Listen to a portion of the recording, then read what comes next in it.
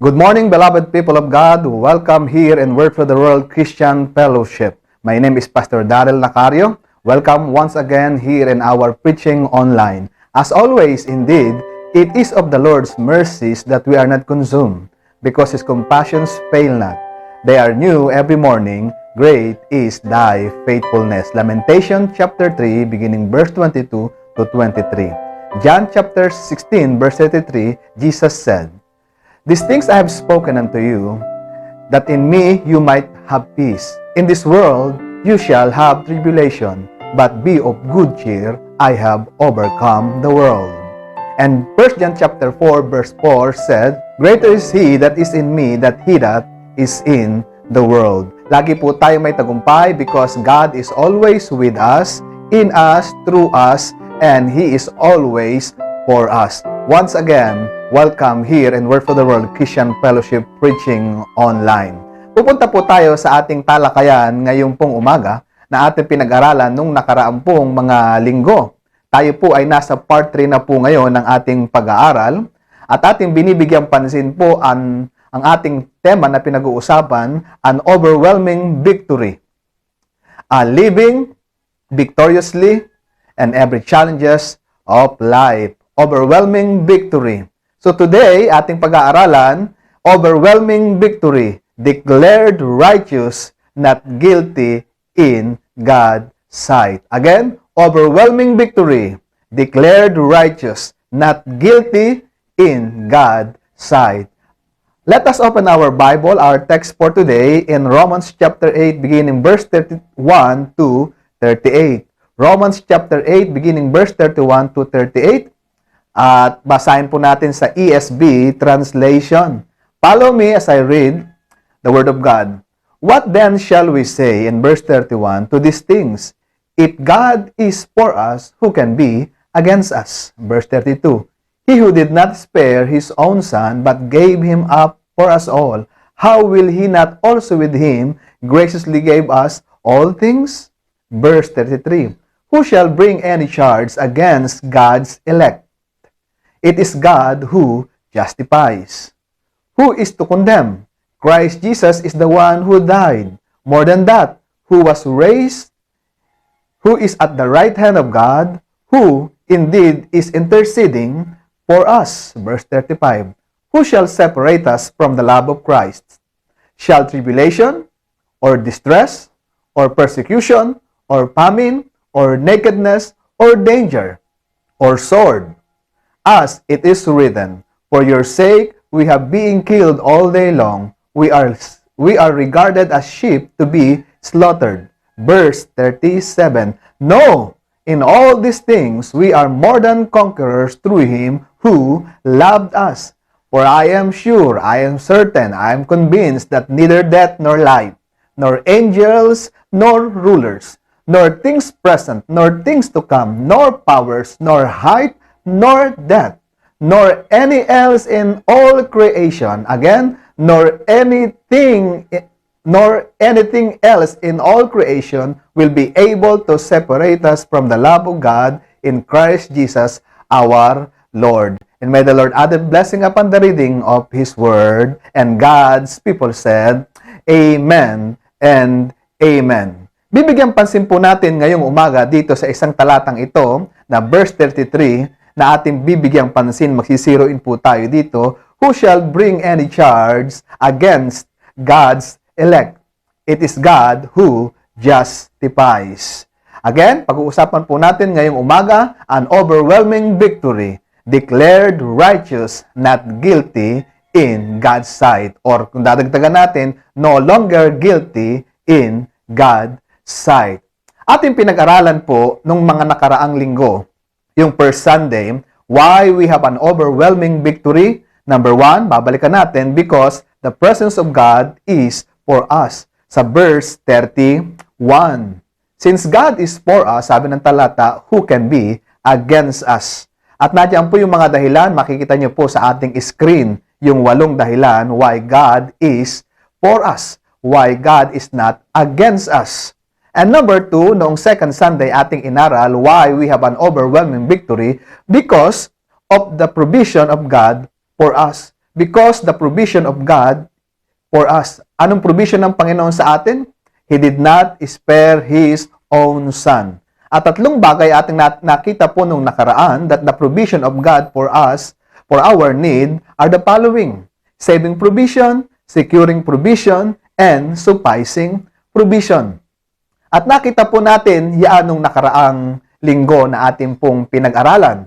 Kaya tutungo po tayo sa pangatlo po natin, why we have an overwhelming victory. And number 3, because of the pronouncement of God for us. Because of the pronouncement of God for us. Why we have an overwhelming victory? Because of the pronouncement of God for us. In verse 33 said, who shall bring any charge against God's elect? It is God who justifies. Maybe magtatanong po kayo, Pastor, anong connection niya ng verse 31 and 32? Alam niyo, meron tayong overwhelming victory. As always, lagi natin sinasabi, nag-umpisa po yung Romans chapter 8 sa no condemnation at nagtapos po sa no separation. Meron po tayong security, assurance, that nothing shall be able to separate us from the love of God. And that is why yung verse 37 na ating pong binibigyang pansin, we have an overwhelming victory because we are secured in God's love. Because of the provision of God, and because of the presence of God is in us, through us, for us, and with us. Sabi po ng salita ng ating Panginoon. At itong pangatlo, ating binibigyang pansin, yung pronouncement of God. Again, basahin ko yung verse 33. Who shall bring any charge against God's elect? It is God who justifies. Meron pong tatlong bagay tayo bibigyang pansin dito.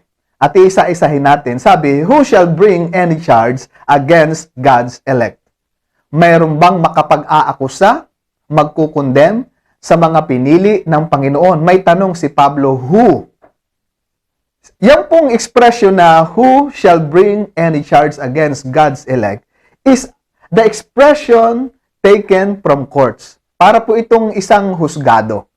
Sa tribunal of God, He is the judge, He is the supreme judge, at mayroong abogado. Walang iba ang ating abogado, walang iba kundi ang ating Panginoon. Sabi po ng 1 John chapter 2 rin po, that God is our advocate, He is our abogado, ika nga, attorney, ika nga.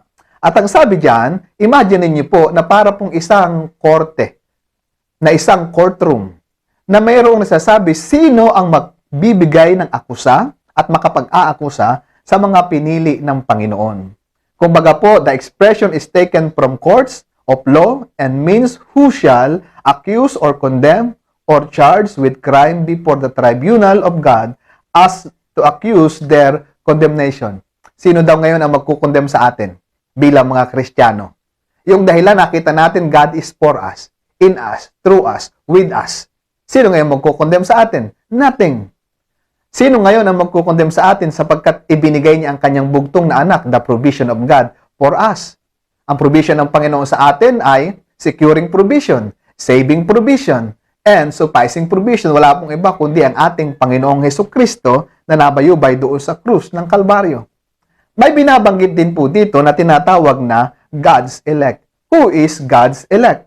Who is chosen people of God? Doon sa verse 28, those who have been chosen according to His eternal purpose and plan. Sino po yung mga yon? Naro sa verse 1 ng chapter 8, those who are in Christ. Yan po yung mga elect, mga pinili ng Panginoon. Those who loved God. Those who are called, yung mga tinawag ng Panginoon. Those who walk not after the flesh but according to the Spirit of God. Those who are led by the Spirit of God. Those who are co-heirs with God. Yan po yung mga chosen, elect by God. Those who live a holy life before Him in love. And that is chosen by God. Sabi nga ng Ephesians chapter 1 verse 4, even as He chose us in Him, kay Jesus Christ, before the foundation of the world, that we should be holy and blameless before Him in love. Yan po yung namumuhay na mayroong kabanalan. Yan po yung mga elect na pinili ng Panginoon. Those who are sealed by the Holy Spirit. Yan po yung mga pinili ng Panginoon, tinatakan, matapos maniwala, sumampalataya sa Panginoon ayon sa Ephesians chapter 1 verse 13. In Him you also, when you heard the word of truth, the gospel of your salvation, and believe in Him, were sealed with the promised Holy Spirit. Yan po yung mga pinili ng Panginoon, yung tinatakan ng banal na Espiritu na sumampalataya sa Panginoon matapos tumanggap, manalig at makapakinig ng salita ng Panginoon. Sino pa yung mga elect? Those who live in the light. Yan po yung namumuhay sa liwanag, hindi po sa dilim. Ayon po na sa 1 Peter chapter 2 verse 9. But you are a chosen race, generation, a royal priesthood, a holy nation, a people for His own possession, that you may proclaim the excellencies of Him who called you out of darkness, but into His marvelous light. Verse 10, once you were not a people, but now you are God's people.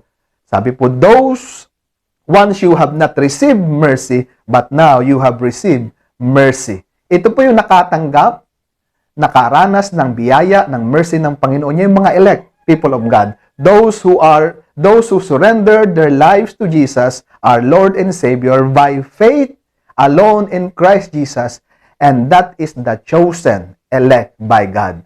Sino daw po ngayon ang makapag-aakusa sa mga pinili ng Panginoon?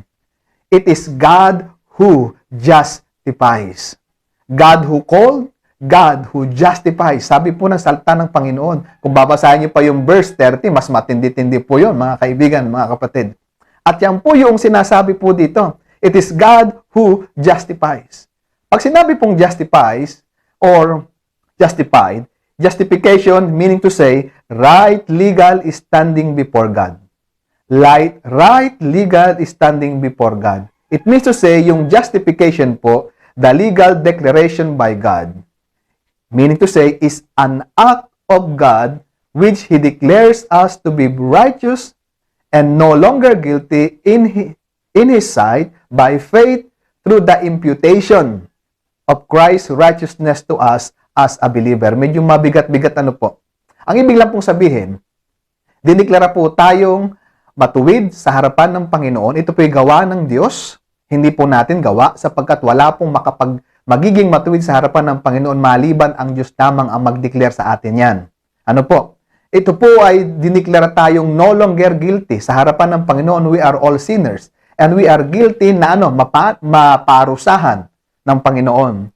At sa imputation ng kabanalan ng Panginoon at ng kanyang katuwiran, sa atin, tayo'y itinuring na matuwid sa harapan ng ating Panginoon. And that is justification. We are justified by God.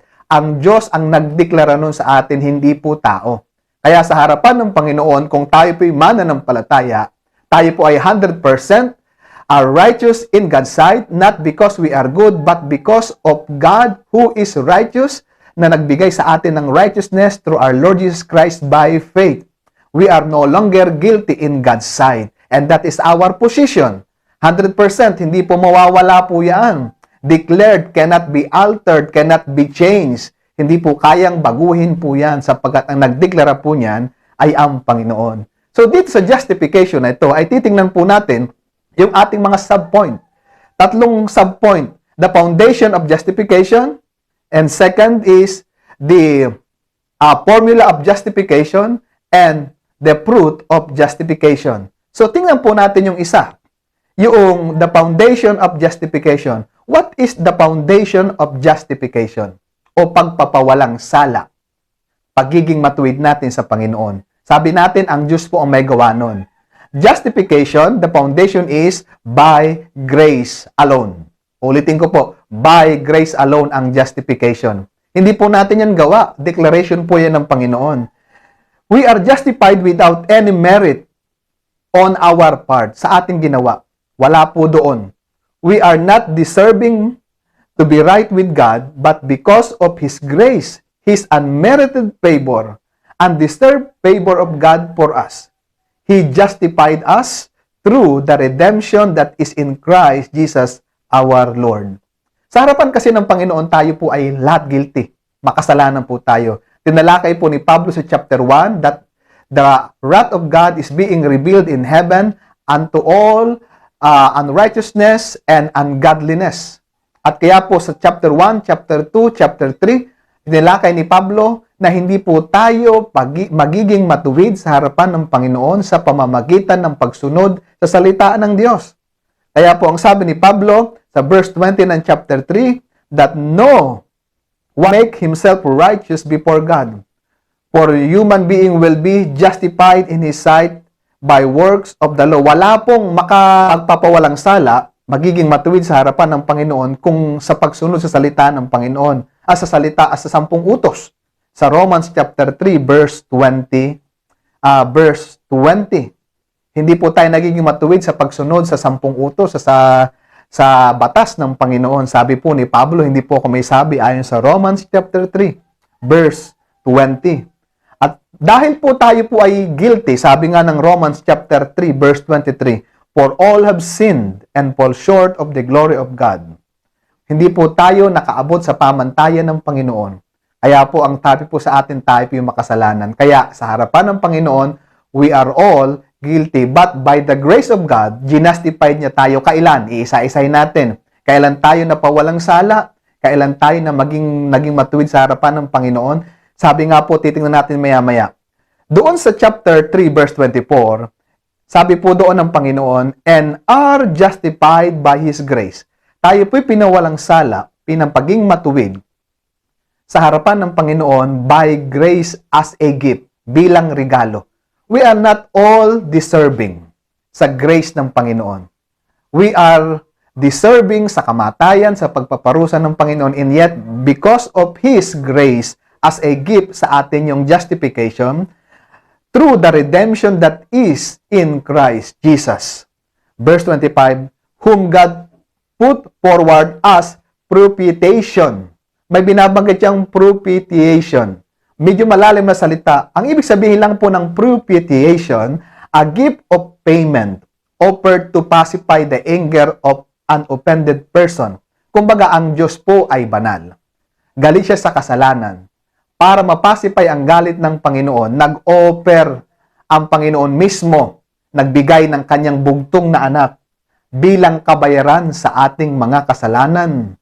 Na ang sabi nga po, na kumbaga po, peace offering, atonement, atoning sacrifice for our sins. Hindi po kayang magtanggal ng kasalanan ng mga hayop. Lagi pong ginagawa po yan tuwing yearly sa Old Testament. But because of the death of Jesus Christ, once and for all, ginawa po yung sacrifice na yun. Kaya po ang sabi yung kadugtong, by His blood, to be received by faith. This was to show God's righteousness because of His divine forbearance, patience, He had passed over the former sins. So, dahil po sa kanya pong biyaya, tayo po'y pinawalang sala, inialay ang kanyang bugtong na anak, birang kabayaran sa ating kasalanan para tayo maging matuwid sa harapan ng Panginoon. Si Kristo ang naging kabayaran sa ating lahat na kasalanan. Kaya po napakapalad ng isang Kristiyano na kapag ikaw ay tumanggap sa Panginoon, nagsuko ng iyong buhay sa Panginoon, you are in Christ, you are no longer guilty in the sight of God. You are no longer sinners. You are from sinners to become saints. Ang tanong, nagkakasala pa rin? Yes, hindi nga perfect eh. Pero dapat hindi tayo namumuhay sa kasalanan, mga kaibigan at mga kapatid, sapagkat tayo pinawalang sala ng ating Panginoon. So yan po yung word na propitiation. Ayon sa grace ng Panginoon, tayo po'y pinawalang sala. Purely gawa ng Panginoon sa atin yan. Yung word na propitiation mentioned 4 times in the Bible, in the New Testament. Yung sa Romans chapter 3:25, 1 John chapter 2 verse 2, 1 John chapter 4 verse 10, and Hebrews chapter 2 verse 17.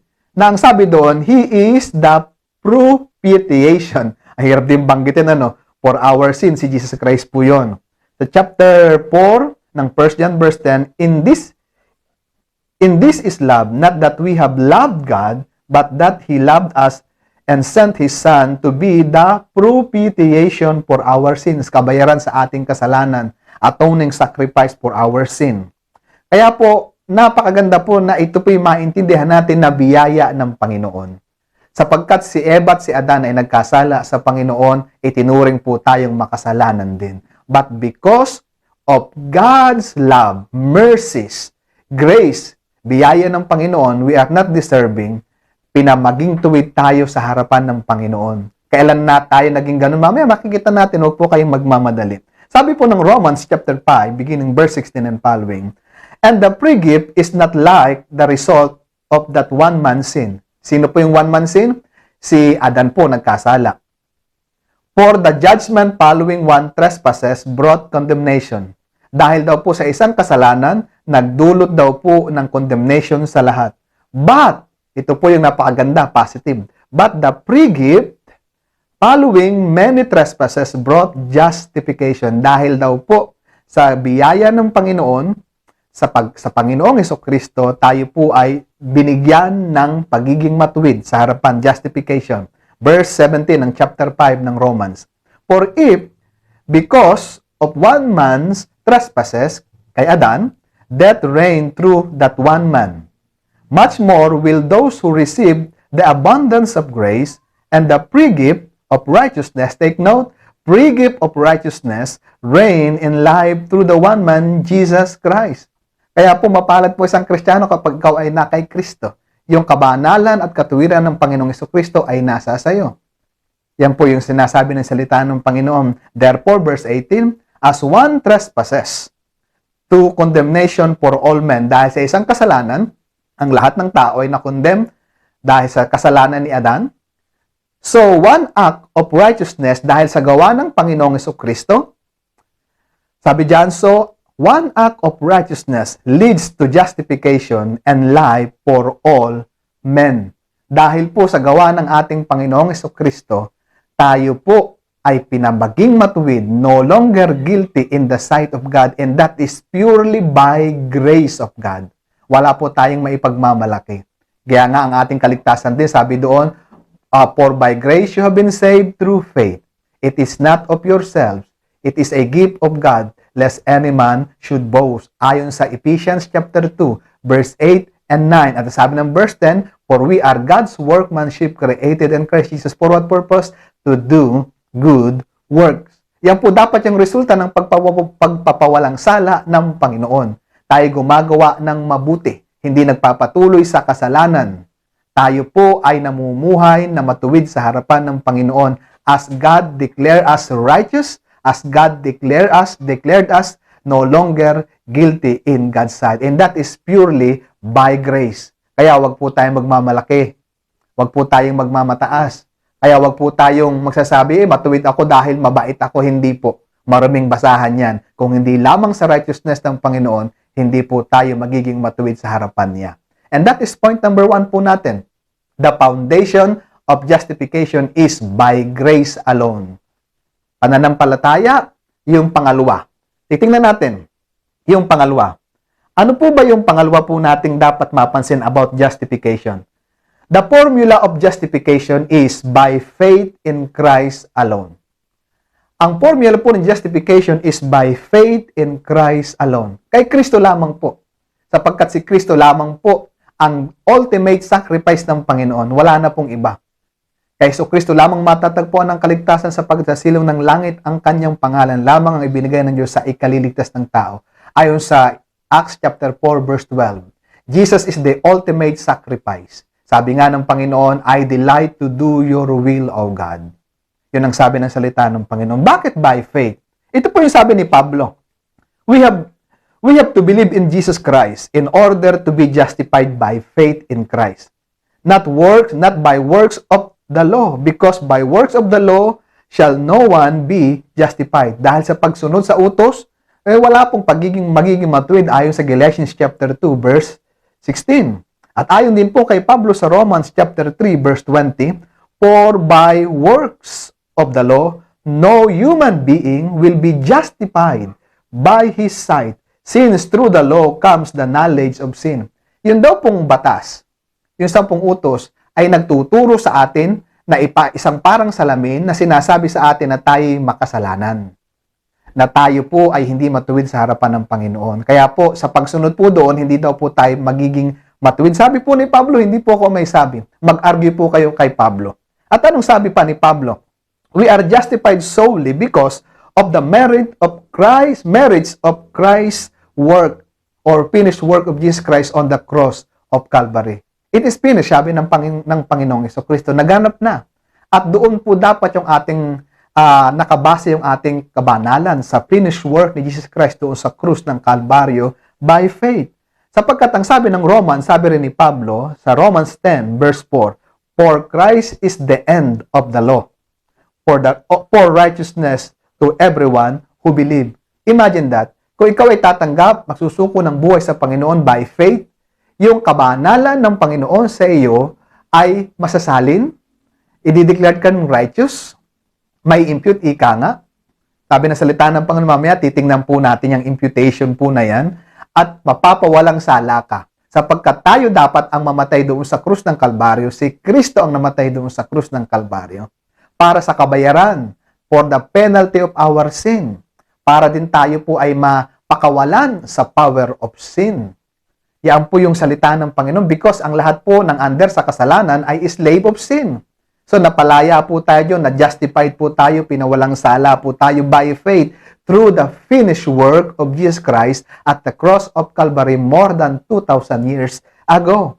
Kaya ang sabi po ng Romans chapter 5 verse 17 and following, basahin ko ulit. For if because of one man's trespasses kay Adan, death reigned through that one man, sa pamamagitan ni Adan, ang tao ay itinuring na makasalanan, para pong computer, mayroong virus na apektuhan po ang lahat through that one virus of sin.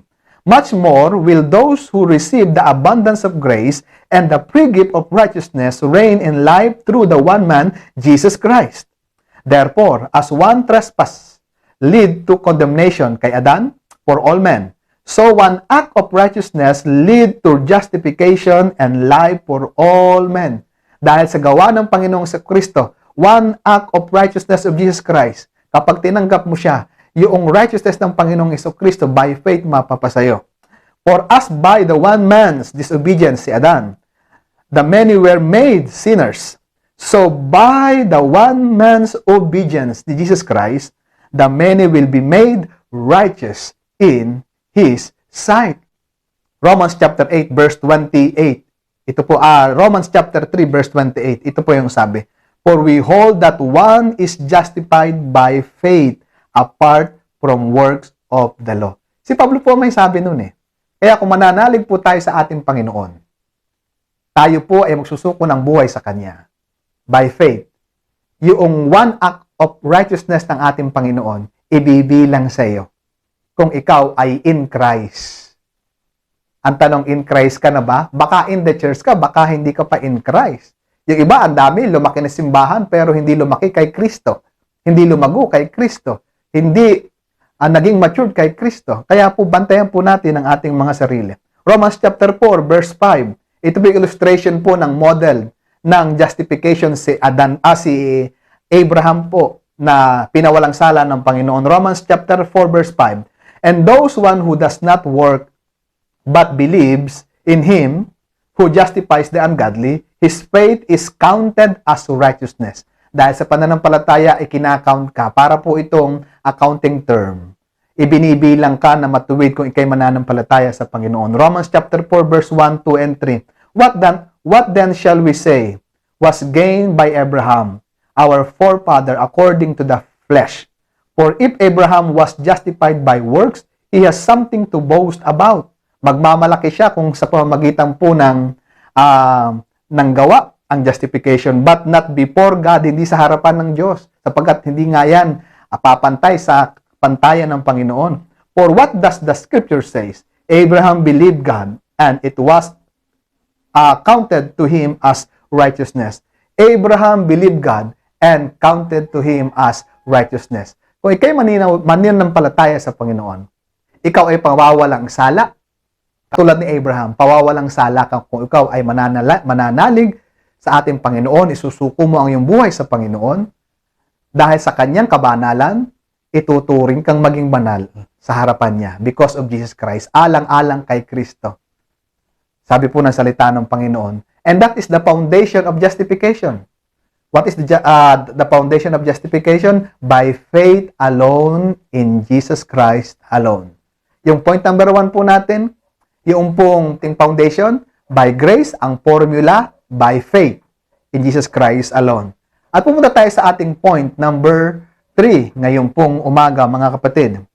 So, the fruit of justification. Kasi po, yung pagpapawalang sala ng Panginoon, lagi pong may bunga. May bunga po ang pagpapawalang sala ng ating Panginoon.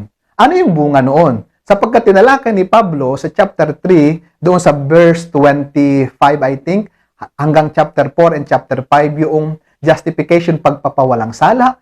In-example pa niya diyan si Abraham sa chapter 4. At yung chapter 5, yung po yung resulta ng pagpapawalang sala. Declared righteous in God's sight, no longer guilty in God's sight. Yun po yung resulta. Basahin po natin yung Romans chapter 5, beginning verse 1 and following. Therefore, since we have been justified by what? By faith. We have been peace with God through our Lord Jesus Christ. Yung bunga, number 1, we have peace with God through our Lord Jesus Christ. Meron po tayong kapayapaan with God. Hindi na po tayo kaaway ng Panginoon. Magkaiba po kasi yung peace of God tsaka sa peace with God. Yung peace with God, ikaw ay in Christ na anumang nangyayari sa paligid, meron kang kapayapaan that surpasses all understanding. Ito pong peace with God, dati kang kaaway ng Panginoon, ikaw ay na-reconcile, ngayon kaibigan ka na ng Diyos, kabati ka na ng Diyos, kaya meron ka ng kapayapaan, hindi ka mangangamba na parusahan ng Panginoon. Because you are no longer guilty, justified by faith. And that is point number 1 po natin, mga kapatid, na ating binibigyang pansin. We have peace with God through our Lord Jesus Christ. And number 2, verse 2, through Him, we have also obtained access by faith into grace which we stand. So number 2 po na fruit of justification, we have also obtained access by faith. We have an access by faith into this grace in which we stand. Meron tayo ngayon access ng pananampalataya. Pwede tayong makalapit sa trono ng Panginoon na mahabagin anumang oras. Ang password ay pananampalataya sa Panginoong Hesukristo sapagkat ikaw ay pinawalang sala na ng ating Panginoon. Malaya ka na makakapasok doon ngayon. Come boldly to the throne of grace. Sabi po ng salita ng ating Panginoon. And that is why, ito yung pangatlo pong bunga ng fruit of justification. We rejoice in hope of the glory of God. Meron tayong kagalakan. Sino ba naman ang hindi matutuwang pinawalang sala? Hindi siya matutuwa? Palagi ko magtatatalon ka. Ipagpalagay natin ikaw ay nasa selya elektrika. Any moment, pwede nang ikaw ay patayin, i-execute. Pero may tumawag, opo, sugong patayin yan. Hindi na yan guilty, pinapawalang sala na yan. So, di po magtatatalon tayo sa tuwa at mag-iiyak pa nga. So, ganun ang ginawa ng Panginoon. We rejoice in hope of the glory of God. Meron po tayong kagalakan. And number 4, verse 3, not only that, sabi, hindi lamang kagalakan, but we rejoice in our sufferings. Kaya po nating magalak kahit po sa gitna po ng kahirapan. Because meron pong purpose. Alam natin ngayon yung purpose po natin sa ating buhay. And what is our purpose? Ang purpose po dyan, knowing that the suffering produces endurance, pagpapatuloy. And endurance produces character. And character produces hope, pag-asa. Yan po yung nakikita po natin dito po na bunga po ng tinatawag po nating justification. Hindi po tayo napapahiya dahil meron po tayong pag-asa. For what reason? Number 5. Ito po yung sabi, because God's love has been poured out into our hearts. Kaya pala hindi tayo nabibigo dahil ang pag-ibig ng Panginoon hindi tayo binibigo sapagkat ibinuhos sa ating mga puso through the Holy Spirit who has been given to us. So yun ang panglima na bunga na tinatawag nating justification. Yung pag-ibig ng Panginoon ay inilagay, ibinuhos sa ating mga puso. Kaya po, sabi nga po rin ng Bible, these three remains, hope, faith, and love. But the greatest of these is love. Alam nyo, mawawala ang lahat ng bagay, pero ang pag-ibig ay hindi mawawala. Why? Because God is love. Kaya po hindi po tayo nabibigo because the love of God has been poured out into our hearts. So, na verse 9, sabi ito, since therefore we have now been justified by His blood, by the blood whom? By the blood of Jesus. Much more shall, number 6, fruit of justification, we be saved by Him from the wrath of God. Maliligtas daw po tayo sa puot ng Panginoon, sapagkat si Kristo na ang nagbayad ng ating mga kasalanan. For if while we were enemies, we were reconciled to God by the death of His Son, much more now that we are reconciled, shall we be saved by His life. Praise God! Maliligtas tayo sapagkat sa buhay ng ating Panginoong Jesucristo.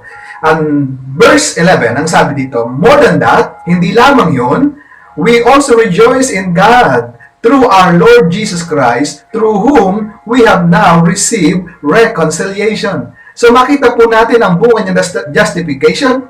Itong number 7, we have now received reconciliation. Dati kaaway tayo ng Panginoon. But because of the sacrifice of Jesus Christ on the cross of Calvary, nagkaroon po ng harmonious relationship, na maayos na relasyon. Kumbaga, together again. Kaya nga po, kapag ikaw ay may kaaway, sigurado namang hindi ka mapapalagay. Lagi kang mayroong agam-agam. Kaya ito po yung bunga ng tinatawag po nating justification. We have now received reconciliation. Kaya ang tao na walang relasyon sa Panginoon ay kaaway ng Diyos. Ang tawag sa kanya, sinners, enemies of God. Kaya hindi po tayo magtatagumpay kung tayo po yung kaaway ng Panginoon. Ano po mga kapatid? Kaya po ang tagumpay mga kapatid, malalaman po natin. Sapagkat ang pronouncement ng Panginoon sa atin, we are justified, we are reconciled by the blood of Jesus. Ang tawag doon ay forgiven, pinatawad, forgiveness ng Panginoon sa atin. Kaya po yan po, wala pong tinatawag na halong biro, permanent po yan. Ngayon, tatanungin niyo, Pastor, ang Kristiyano ba ay araw-araw nagkakasala? Oo naman. Kaya meron din 1 John 1:9. Sabi doon, if you confess, sabi doon, ang iyong kasalanan sa Panginoon, He is faithful and just to forgive us and cleanse us from all our unrighteousness. Ang tawag niya ay practical living. Ito po ay tinatawag natin na positional natin sa Panginoon. Kaya ho, napakainam po na tayo po'y lagi pong humihingi ng tawad sa Panginoon. Kaya sabi na iba, naku, pinatawad ka ng Diyos, huwag ka na humingi ng tawad. Ang tawag po doon, positional. But, in practical living, lagi tayo nagkakasala. Baka nga ikaw, nagkasala ngayong araw na ito eh. Nag-isip ng hindi maganda, nag-condemn ng ibang tao, nag-accuse ng ibang tao, nag-isip ng hindi maganda sa kapwa. So, humingi ka ng tawad. Isip pa lamang po yan. Eh, paano kung magsalita ka? Kaya nga, sabi ng quotation, what's your thoughts? It will become words. What's your words? It will become action. What's your action? It will become your character. What's your character? It will become your destiny. Sa isipan lang po yan, nag-umpisa. Kaya po ingat po tayo, nanlalagay sa ating isip dapat Word of God. Feed our mind with the Word of God. And that is the fruit of justification. We have now received reconciliation. Pinagbati tayo ng Panginoon. And number 8, fruits of justification. Titus 3 verse 7, so that being justified by His grace, biyaya ng Panginoon, we might become what? Heirs according to the hope of eternal life. Mayroon tayong mana na buhay na walang hanggan. Sabi diyan, heirs according to the hope of eternal life. So kaya, tanong ko ikaw kapatid, ikaw ba ay nakakadama na meron kang pag-asa na ikaw ay mayroong buhay na walang hanggan? Hindi dahil sa ikaw ay mabuti, hindi dahil sa ikaw ay mabait, but because you place your hope, your trust in the Lord Jesus Christ. Kapag ganyan ang iyong paniniwala, you put your trust in the name of our God, mga kapatid, makakaasa ka na mayroon kang buhay na walang hanggan. Sabi nga John 3:16, di ba? For God so loved the world that He gave His only begotten Son, that whosoever believeth on Him shall not perish, but have what? Everlasting life. So yung everlasting life na yan, mga kapatid, kahit nandito tayo sa lupa, dapat ang ating buhay ay enjoyable. May mga Kristiyano hindi po nag-enjoy sa kanyang pamumuhay. Inip na inip.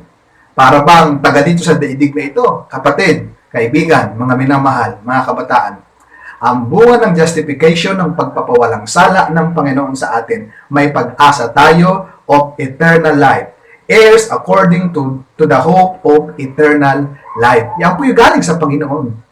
Kaya nga po meron tayong inaasahan na hope of glory na darating ang ating Panginoon. Sabi nga ng Bible, looking for the blessed hope, the glorious appearing of our great God and Savior. Who is that? The Lord Jesus Christ. Great God and Savior, Jesus Christ. Kaya darating po siya sa atin. And last but not the least, number 9, hindi pa pala last, ano po? 2 Corinthians 5:21, that is also the fruit of justification. For our sake, sabi po, para daw po sa ating kapakanan, He made Him. Ginawa daw ng Diyos Ama, sino si Kristo, to be sin, who knew no sin. Ginawa si Kristong, makasalanan, ibinuhos sa kanya ang kasalanan, inimpute sa kanya ang kasalanan, na-transfer sa kanya ang kasalanan, at anong sabi? So that is the reason, so that in Him we might become the righteousness of God. Para daw tayo maging katuwiran ng Ama. Sa pamamagitan nino? Sa pamamagitan ng ating Panginoong Hesus Kristo. Ang tawag po niyan ay the Great Exchange. Yung ating pong kasalanan ay napunta sa ating Panginoon, at yung ating pong, yung katuwiran ng Panginoon napunta sa atin when we put our trust, our faith in Jesus Christ alone. Ang tawag po dyan ay positional righteousness natin sa Panginoon, imputation.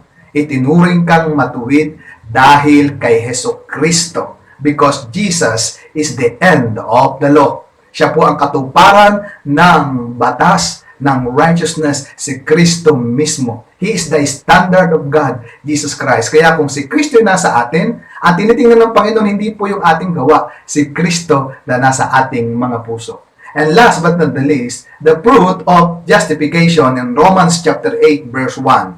There is therefore now what? No condemnation for those who are in Christ Jesus. Praise God. Ang bunga po ng justification, hindi ka ikukundina.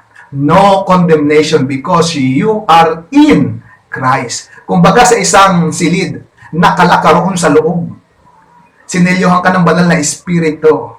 Hawak ka ni Kristo, hawak ka ng Diyos Ama. Makakawala ka pa ba? Hindi na po. And that is the work of Trinity, Trinitarian work sa atin ng Panginoon. At napakapalad po na isang Kristiyano. Kapag ka po, siya po ay hindi po kinukundina. Minsan, ang ating pong tinatawag na conscience, kinukondem tayo, but take note, God is greater than our conscience. And that is why, sabi nga po ng Bible, there is therefore now no condemnation. Kanino? For those who are in Christ Jesus. Sa Bible po marami pong tinatawag na in Christ, in Christ, in Christ, in Christ. Once you put your trust, your faith in Jesus Christ alone, you are in Christ. Kaya nga sabi po ng 2 Corinthians 5:17, datapwat ang sino mang nakipag-isa kay Kristo, ano na? Bago nang nilalang. Hindi po pa bago-bago. Bago nang nilalang. Hindi katulad natin, minsan pa bago-bago tayo. But thanks be to God, He is constant. He remained faithful. He is yesterday, today, and forever. And that is our consolation. That is our comfort. Kung magtitiwala tayo sa ating sarili, mga kapatid, babago-bago tayo. Fickle-minded tayo. But thanks be to God, He is yesterday, today, and forever. He is the same. Hindi po siya nagbabago. Kaya siya yung panghawakan po natin. Kaya nga po ang sabi ng salita po ng isang kanta na alala ko, my hope is built on nothing less than Jesus Christ and righteousness. Mapalad po tayo kapag tayo nasa ating Panginoong Hesus Kristo. Now, balikan natin yung ating text. Yan po yung bunga ng justification. Kaya ang sabi ng Romans chapter 8:33, our text, who shall bring any charge against God's elect? Sino ngayon ang magbibigay sa atin ng kondemnasyon? Who bring any charge against God's elect?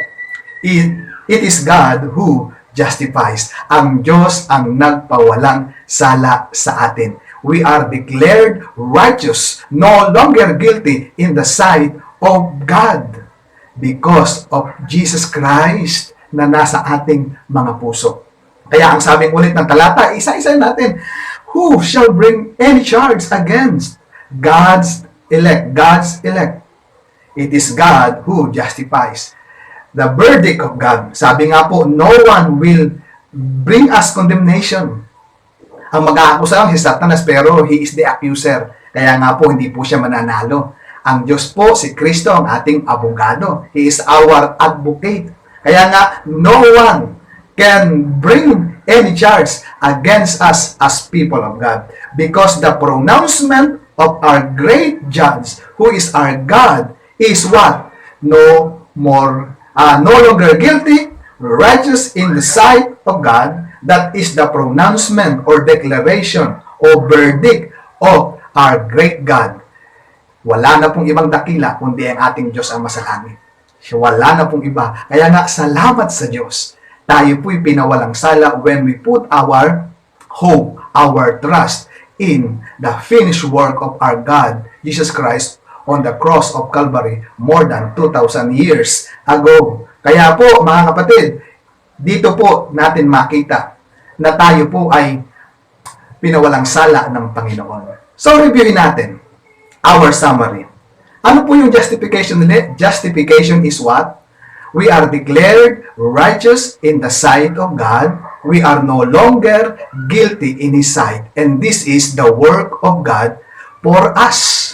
That is, sabi nga natin, ang justification is, what is the foundation? By grace. Dahil sa grace ng Panginoon, we are not deserving, but because of His grace, tayo po ay pinatawad ng Panginoon, naligtas po tayo, at pinapaging tuwid, pinawalang sala.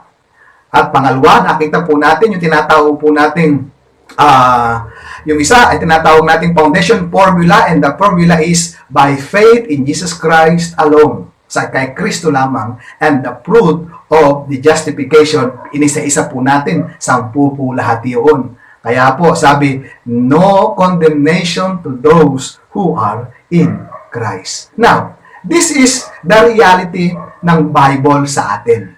Now, Pastor, maaari magtanong ka, paano ko naman i-apply yan sa aking buhay, sa aking pamilya, sa aking ministry, sa aking katrabaho, sa pang-araw-araw ng aking buhay, paano ko yan i-apply? This is my suggestion to you and for you, my brothers and my sisters, mga nanay, mga tatay, mga kabataan.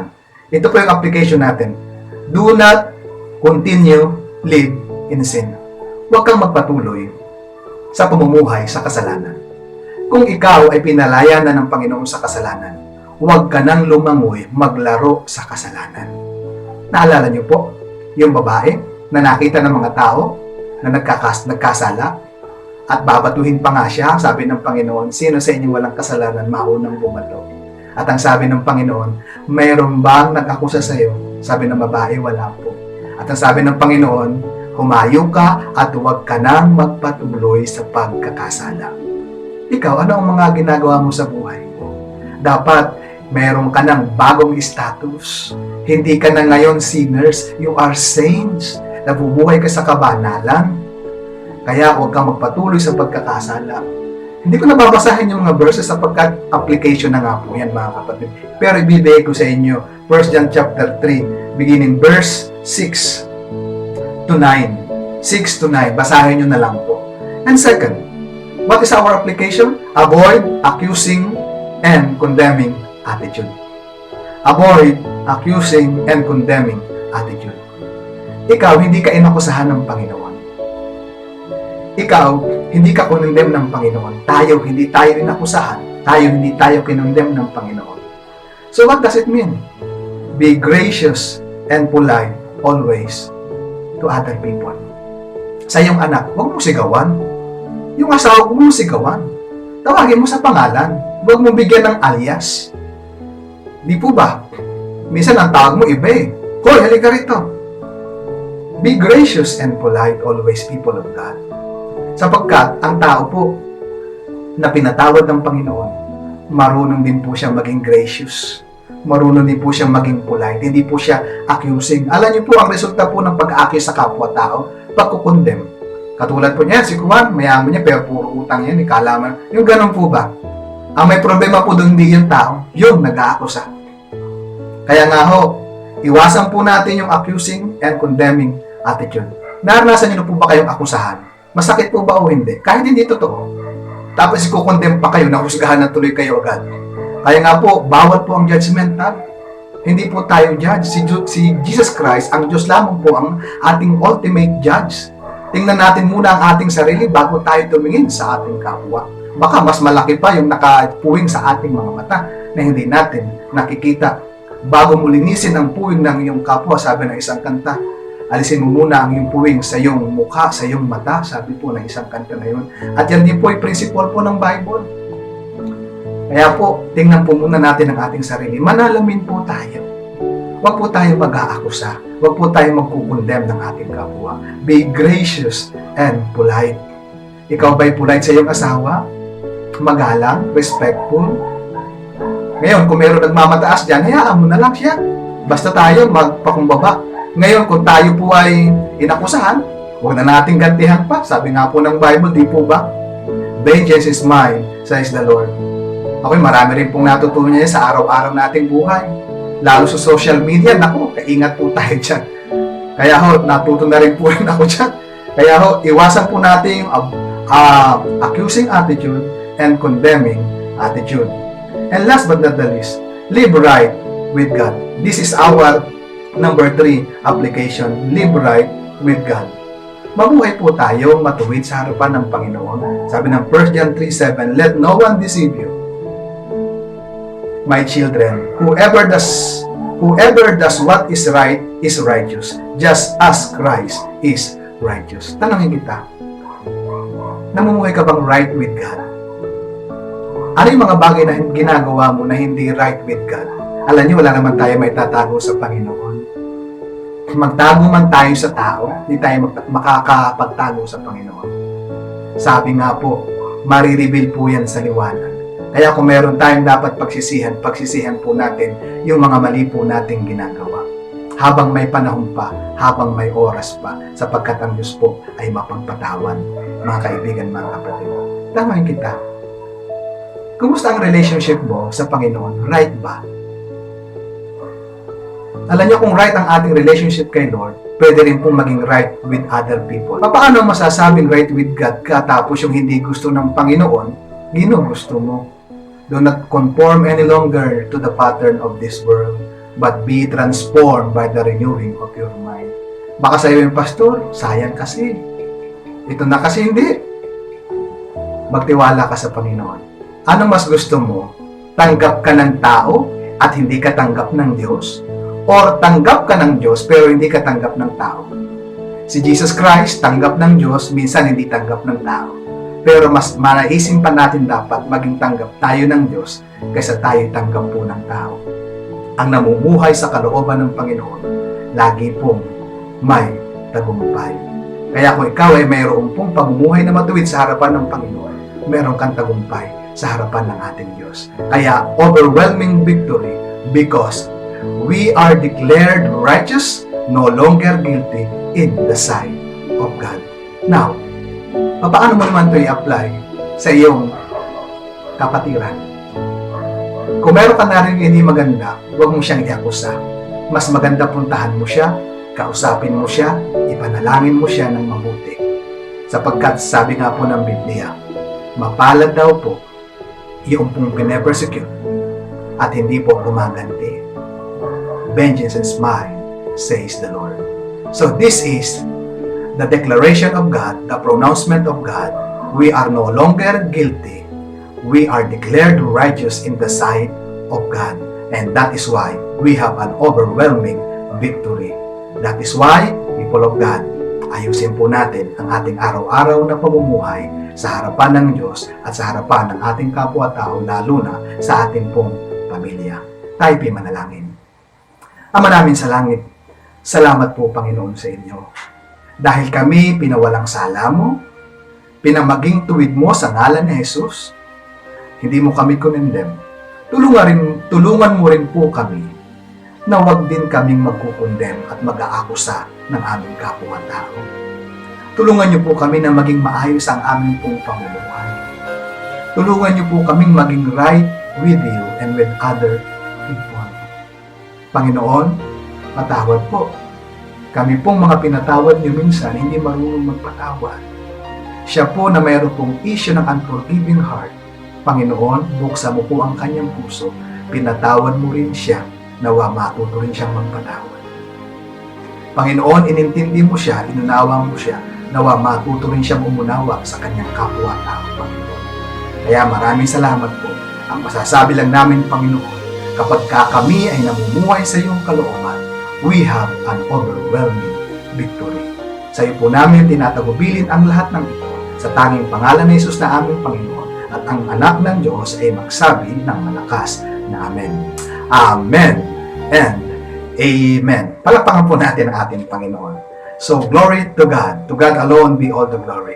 Now, we go to our tithes and offering. As always, like ko sinasabi sa inyo that tithes and offering, yung ating giving is the status of our hearts. Kung mahal nyo ang Panginoon, sabi nga, you cannot love without giving, but you cannot love. Sabi nga, you can give without loving, but you cannot love without giving. Pwede kang magbigay ng hindi ka nagmamahal, pero hindi ka pwedeng magmahal ng hindi ka nagbibigay. Mahal mo ba si Lord? Magbibigay ka. Sapagkat siya ay example sa atin ng pagbibigay. Second, as always, sinasabi natin that tithes and offering is the test of our submission to God. Gusto bang pagpalain ng Panginoon? Submit to Him. Obey Him. Kaya nga sabi ng Panginoon, kung hindi ko bubuksan ang durungaw ng langit at wala kang sukat na papaglagyan. Sa panahon ngayon ng pandemic, subukan mo ang Panginoon. And thirdly, sa ating pong napag-usapan, ang giving po is a test of our spirituality.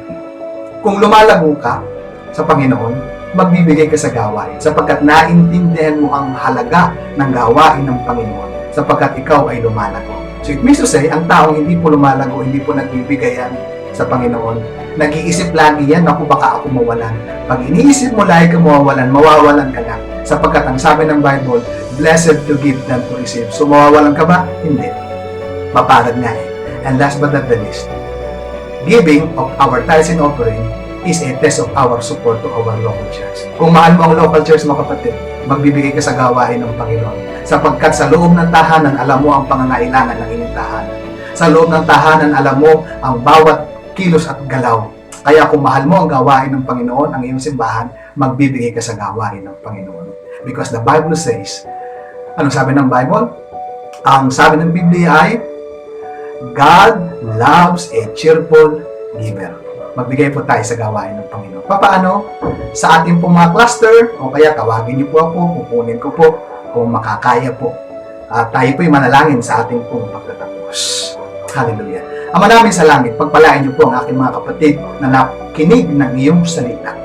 Dalangin ko po na ang inyong salitang aming napakinggan ay aming maisapumuhay at aming maisagawa. Mga kapatid, ang sabi ng Biblia, sa wakas mga kapatid, dapat magilaman ng isip ang mga bagay na totoo, marangal, kaibig-ibig, kagalang-galang, malinis, at kung magkaisagawa niyo ang inyong lahat ng natutunan, at kung magkagayon sa inyo ang Diyos na nagbibigay ng kapayapaan. Sa Diyos Ama ang papuri, sa Anak at sa Banal na Espiritu Santo, tayo humayo ng punong-puno ng pag-asa, punong-puno ng pagpapatawad, gracious and polite to other people, because we are declared righteous, no longer guilty in God's sight, and that is why we have an overwhelming victory. To God be alone all the glory in the name of the Father, and of the Son, and of the Holy Spirit. And all God's people said, Amen and Amen. God bless you. See you again sa ating preaching online here in Word for the World Christian Fellowship. Soli Deo Gloria. God bless you po sa ating lahat. Pagpalain tayo ng ating Panginoon.